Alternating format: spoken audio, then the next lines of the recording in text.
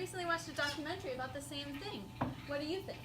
Well, based on the evidence, I strongly believe that natural selection was the driving force behind human and dog coevolution. That's interesting because I think that artificial selection was actually what drove the coevolution of humans and dogs. So wait a second, what's the difference between evolution and coevolution? Well, evolution is changes within a population over multiple generations. For example, Darwin observed that different beak lengths were more frequent in finch populations in different years because of the different food available from year to year. Coevolution is when the evolution of one species directly affects the evolution of another species.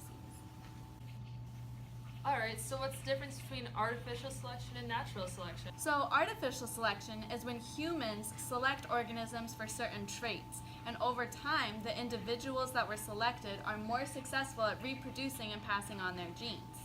Natural selection is when a particular trait is favored over other traits because it allows the organism to better survive, reproduce, and pass on its genes. Okay, that makes sense. So how did humans and dogs co-evolve? Don't wolves and dogs have very similar genes? Well, it started with wolves, the modern dog's ancestors. They were aggressive and not interacting very well with nomadic humans. Well, I agree with that, but once humans began to settle and no longer be nomadic, wolves responded by becoming more comfortable with humans and utilized the resources that humans gave them, such as food. Yes, wolves started hanging around humans, but humans weren't giving the wolves food. The wolves were scavenging from human food scraps, and that's why they started coming closer to human settlements. On top of this, wolves that were more aggressive when scavenging were chased away by humans. Maybe the aggressive wolves were being chased away, but the humans were also actively allowing the more friendly wolves to stay nearby.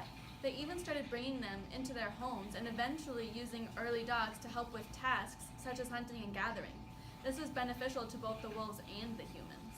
Maybe the humans weren't selecting dogs to help them, but the dogs were staying close to humans because they provided food and shelter to the dogs, which gave them a better chance at survival. Maybe the dogs were shaping human behavior by giving them the tools they needed to hunt larger prey. Well, then how would you explain modern pugs and their jobs compared to collies? Pugs were specifically bred based on traits that humans found attractive, such as friendliness, cooperativity, and size. The artificial selection is what gave them their signature appearance.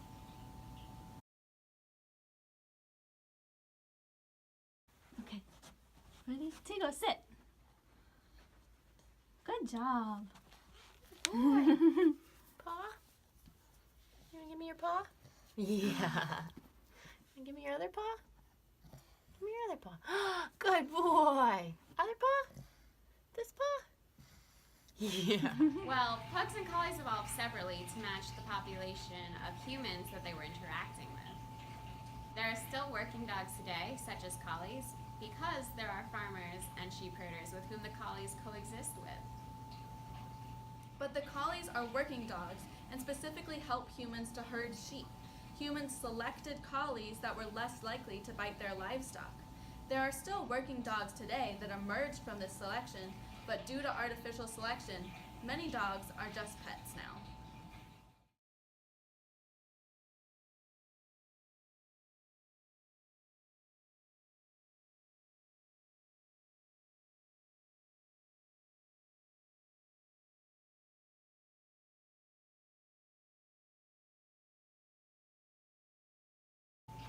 Many modern dogs lost their job, which makes them the ultimate parasite.